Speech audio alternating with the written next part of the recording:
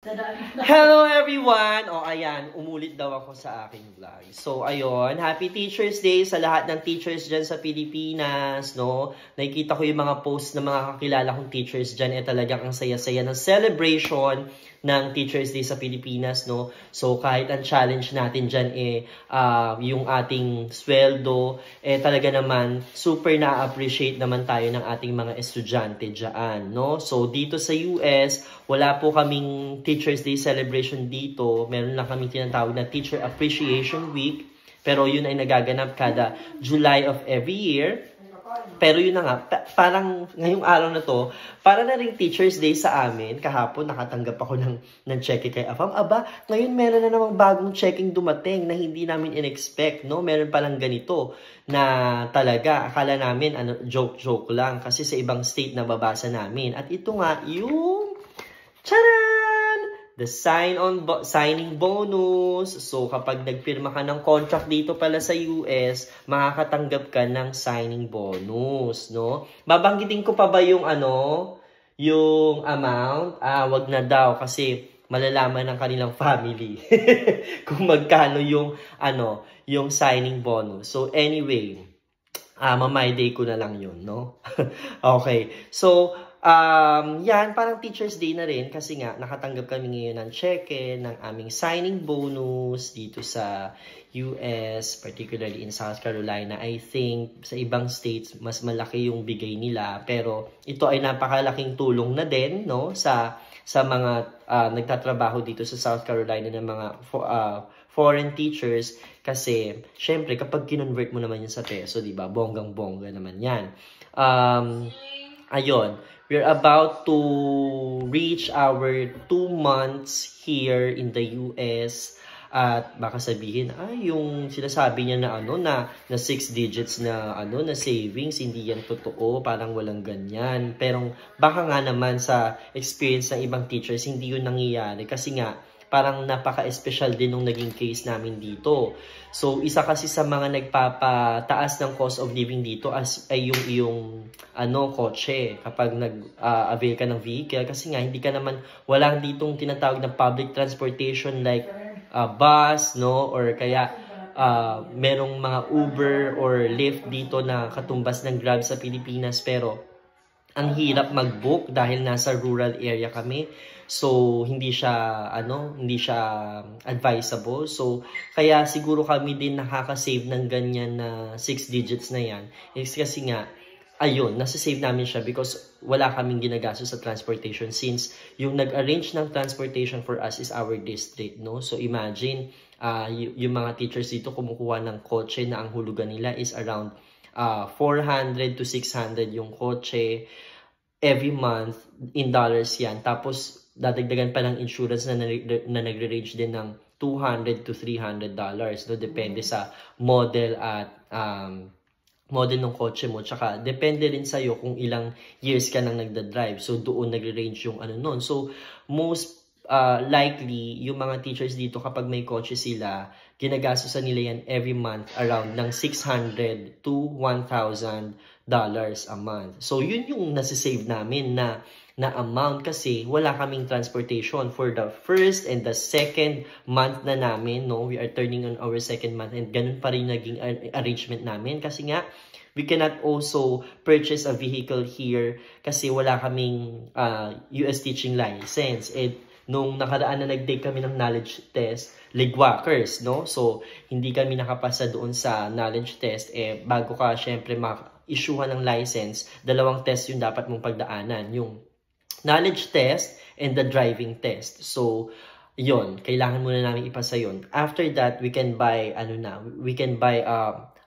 car na, no? Para sarili na kami magdadrive papunta doon at papunta sa school at pabalik sa bahay. So, ayun lang, that's the update for this vlog.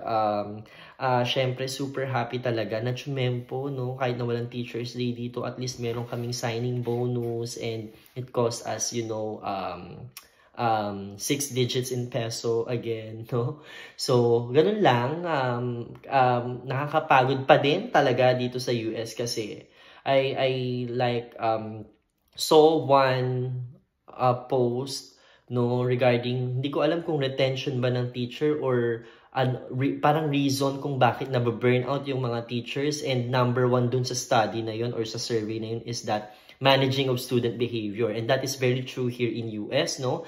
At tapos ang number two na nakakapagpa-burnout sa teachers is yung sweldo, no, dahil mababa daw ang sweldo ng teacher. Yes, especially totoo yan sa Pilipinas. Sa Pilipinas siguro hindi ganun ka-problema yung managing of students behavior, kasi hindi naman talaga ganun ka-challenging yung mga students sa Pinas pagdating sa behavior, no.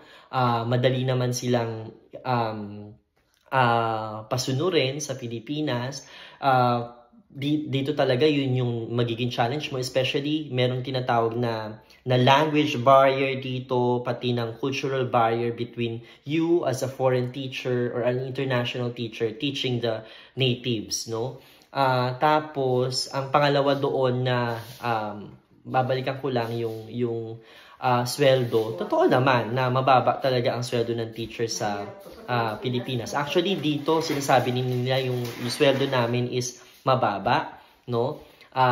Mababa compared sa other profession.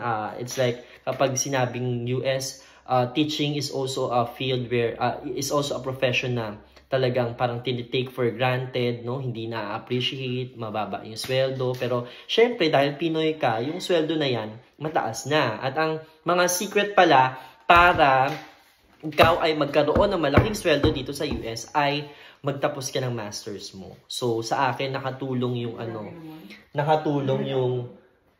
hindi yung isa yung makatapos ka ng masters mo or matagal ka ng teacher sa Pinas. So kasi dito every year tumataas ang sweldo base sa iyong every year tumataas yung sweldo. So wala kasi ditong teacher 1, teacher 2, teacher 3 or master teacher 1. Walang mga ganong posisyon dito. Ang sweldo mo ay nakabatay sa iyong years of service at sa iyong credentials as a teacher, no? So, ako, ang nakatulong sa akin na magkaroon ng mataas na sweldo dito is yung aking doctorate. Although, hindi ko pa siya natatapos, no? Kasi nga, hindi ako nakapag-defense ng aking dissertation. So, anyway, just to give you an idea of how different yung sweldo ng isang katulad ko na hindi pa nagtapos ng doctorate. Yung current kong sweldo sa nagtapos sa doctorate, ang difference nila is $7,000. $7,000. So that is around ilan yun? 350,000, no?